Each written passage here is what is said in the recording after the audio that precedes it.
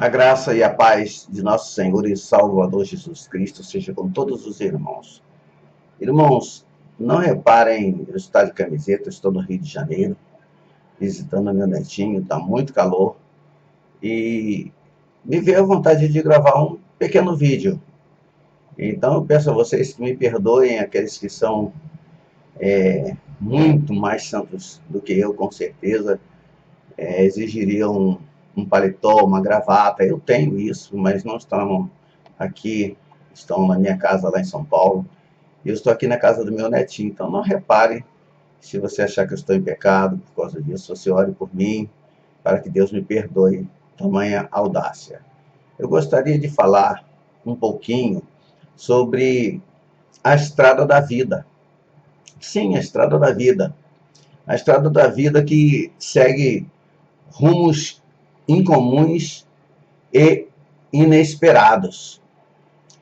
Tome, por exemplo, o fato de que você e eu estamos nos encontrando pela primeira vez e falando sobre um assunto que antes não nos interessava em nada. Esse é um rumo estranho. Houve dia, talvez, em que nós ridicularizamos a fé, tanto eu quanto você. Zombávamos, escarnecíamos daqueles que se devotavam à religião, né? Como os homens chamam, na verdade, os homens chamam mais de religião do que de outra coisa, de outra palavra. Nós já utilizamos a palavra fé, mas como todos os outros, quem sabe nós, em alguns momentos, nós ridicularizamos esse fato, essa situação, a vida que as pessoas levavam. E, quem sabe, mais provavelmente, isso seja tão comum ou tão mais comum hoje em dia do que a gente pode pensar. Na verdade, uma coisa que continua existindo são os zombadores, são os críticos. Mas nós também éramos indiferentes para com a fé. Nós não dávamos o menor valor, a menor atenção a ela. Vivíamos satisfeitos sem ela em um mundo que exige coisas palpáveis, coisas como prata, como ouro, fichas de ônibus, bilhetes de passagens aéreas, não é? Cartões de crédito, coisas assim. E quem sabe já chegamos a dizer o seguinte: a fé não levará você muito longe nesse mundo. E muitas vezes dissemos isso para nós mesmos, quando vinham falar de Jesus para nós. A gente tinha logo uma resposta: não, a fé não vai levar você. E falava para mim mesmo, né? Não vai levar você muito longe nesse mundo. Se a observação não nos pareceu profunda, pelo menos sentimos que ela estava certa. Quem poderia argumentar contra ela? Contra a nossa observação? Argumentar realmente com duros fatos para justificar-se. Quem poderia fazer isso? Quem poderia fazer tal coisa? Depois, a estrada tomou uma direção inesperada. Não é assim a vida? Nós não dizemos que o mundo dá muitas voltas? Que depois de um dia vem a noite para que venha outro dia? E nós aproveitamos o espaço da noite muitas vezes até para meditar em algumas coisas que fizemos durante o dia? Sim, a estrada toma uma direção inesperada. E talvez pensássemos que a vida estava nos conduzindo para a riqueza, para o sucesso material, mas ela foi por um caminho bem diferente do que nós pensávamos. Bem diferente. Quem sabe era a segurança de amizades generosas, amizades estimulantes que nós esperávamos achar pelo caminho. Quem sabe?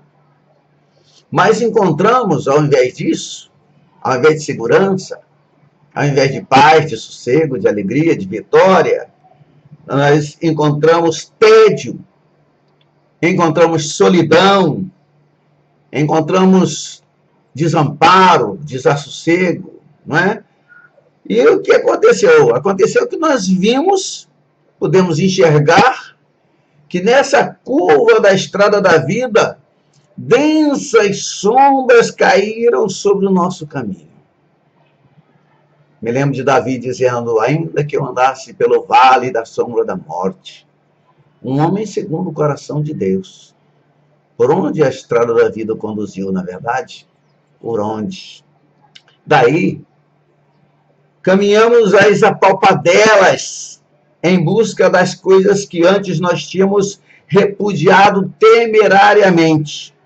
Procuramos alcançar aquelas coisas, tateando cautelosamente, mas elas se foram embora. Parece que fugiram de nós. De fato, nunca estiveram ali para nós, afinal. Não é assim? Vaidade de vaidades. Tudo é vaidade, diz o livro de Eclesiastes. Quem sabe nós chegamos ao ponto de gritar tal coisa, de pedir emprestado essas palavras da Bíblia Sagrada. Muitos vieram a Cristo por um caminho como esse. É verdade. Pode ser que a tua estrada, meu amigo, meu irmão, minha irmã, tenha seguido por outra direção. Talvez a curva feita por tua vida tenha trazido a você as coisas que você procurava. Subindo-te o sucesso à cabeça, você achava que estava tudo muito bem, maravilhosamente bem. Não é verdade? É uma coisa assim que a gente às vezes não para pensar, mas eu hoje estava meditando sobre isso. Gosto de pensar nessas coisas. Gosto de ficar sossegado, às vezes sentado no sofá, olhando meu netinho brincando e meditando nas coisas do Senhor. O sucesso sobe a cabeça e a pessoa acha que vai tudo bem. Nós ficamos famosos, conhecidos, admirados e acabamos dizendo para nós mesmos, coma, beba, alegre-se. E assim nós dirigimos a nossa vida. Mas essas palavras são antigas, mas o sentimento está demasiadamente conosco, tal sentimento. Está tudo bem. Você já viu que quando está tudo bem com a gente, é a hora que a gente menos procura Deus?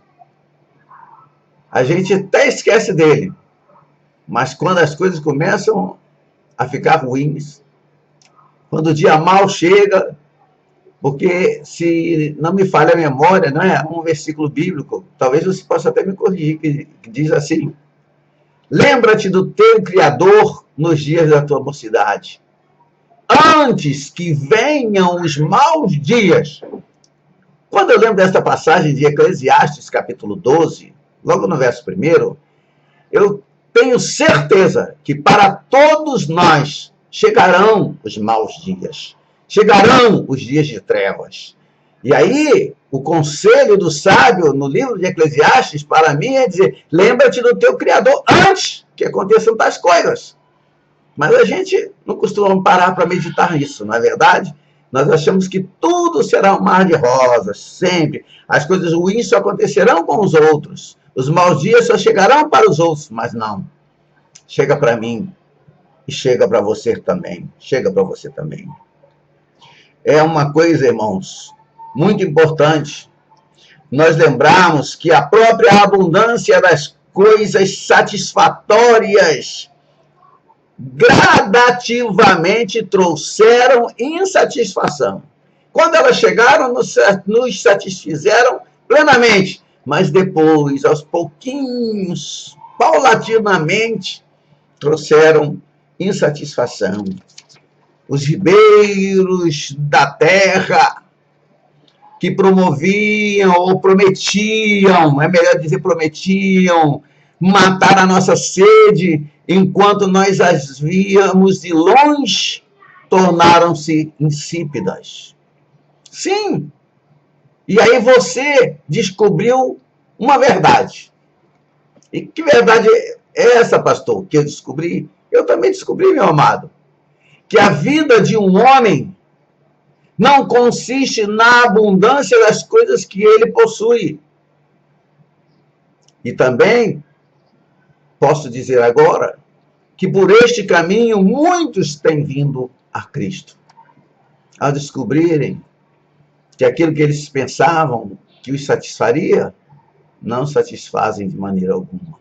Então chegam a Cristo Jesus, nosso Senhor. Talvez a tua estrada tenha sido mais estranha ainda, quem sabe? De repente, a vida dobrou uma esquina que te levou a estar face a face com Jesus Cristo. Sim, você não consegue dar nenhuma explicação disso. Um dia, ele não estava à vista. No dia seguinte, ele encheu toda a tua visão. Toda a tua visão. Sim, é assim que Cristo faz. De repente ele nos pega. Cristo Jesus, nosso Senhor, nosso Deus. Irmãos, você não consegue dar nenhuma explicação. A tua vida nos faz lembrar aquelas palavras de Deus. Fui achado daqueles que não me buscavam. Não poucos têm vindo a Cristo por este caminho também. Sim, é verdade. Disse alguém, há muitos caminhos para Cristo, mas um só para Deus. Um só para Deus. É verdade. As nossas histórias, antes do nosso encontro com Jesus Cristo, eram tão variadas como os nossos paladares ou como a forma dos nossos narizes. Com certeza, não é verdade? Concorda comigo? Contudo, cada um de nós que veio a Deus, veio por meio de Cristo. Eu sou o caminho, disse ele. Ninguém vem ao Pai senão por mim. Isto em João capítulo 14, verso 6. E eu pergunto, ninguém? Ninguém? E eu respondo, ninguém. Ninguém vem ao Pai senão por Jesus Cristo, nosso Senhor, nosso Salvador, nosso bendito Redentor. Porque, diz ele ainda, sem mim nada podeis fazer, em João 15, 5. Mais tarde, ele moveu um de seus discípulos, ou um de seus seguidores, a declarar o seguinte, e em nenhum outro há salvação, porque também debaixo do céu nenhum outro nome há, dado entre os homens, pelo qual devamos ser salvos. Isto em Atos capítulo 4, verso 12. Muitos caminhos para Cristo, mas um só caminho para Deus. Nesses breves momentos em que tenho me aberto contigo, tenho meditado contigo, descrevi a jornada de alguns de nós até a hora em que Jesus Cristo apareceu em nossos caminhos. Esse vídeo pequeno, não é? É sobre o que acontece a partir do momento em que nós nos encontramos com Ele. Imagine a cena mais uma vez. Mais uma vez, sim. Seguindo o teu trabalho rotineiro, você ergue o olhar. Espantado, você o contempla. Quem é este? O que você, aí eu pergunto, o que você fará com ele? Irá repeli-lo? Não, você o abraça. Foi assim que aconteceu comigo. Acredito que foi assim que aconteceu com você. E eu pergunto de novo, você o abraça? Você o abraça? Eu o abraço? Esse momento precisa de alguma explicação. Esse pequeno vídeo é um vídeo sobre teologia. Farei vídeos seguintes dando continuidade a esse assunto. Teologia, amados, é simplesmente o estudo de Deus e de suas relações com as coisas por ele criadas. Quanta teologia parece lacrada em volumes impossíveis de ver-se com palavras de muitas sílabas. Muita coisa. E é uma coisa triste. Este pequeno vídeo de uma pulga no deserto, é uma tentativa de falar sobre teologia para o homem comum. Já viu como eu estou vestido? Já viu que eu estou num quarto comum, num lugar comum, usando uma câmera comum? É o quarto do meu netinho, onde ele brinca. Antes de começar, tive que tirar os brinquedos que estavam ali sobre a cama, para não ficar muito bagunçado. Irmãos, esse pequeno vídeo eu fiz para você, ou melhor, para gente como você e gente como eu. Mais especificamente, diz respeito à teologia da salvação. Trata da parte que Deus desempenhou em nossa vinda a Cristo. E há poucos assuntos mais importantes que esse, como todo cristão sabe. Se algumas das palavras que eu disse aqui, ou quando alguns assistirem através do YouTube esse vídeo, muitas pessoas não darão a devida importância da salvação propiciada por Deus para mim e para você, e para todo aquele que nele crê. E se alguém der essa importância, isso me deixará muito feliz. Se você é essa pessoa, por favor, fique comigo. Continue os próximos estudos. Se anteriormente eu deixei de falar da maneira como você veio a Cristo, não há grande importância sobre isso, porque você sabe como você veio e você viu que eu apenas estava citando exemplos. Mas eu te digo uma coisa, você há de concordar comigo, que há verdade nessas poucas palavras. E vamos meditar juntos, adorar a Deus juntos e glorificar ao Senhor por este dom tão maravilhoso que Ele nos concedeu.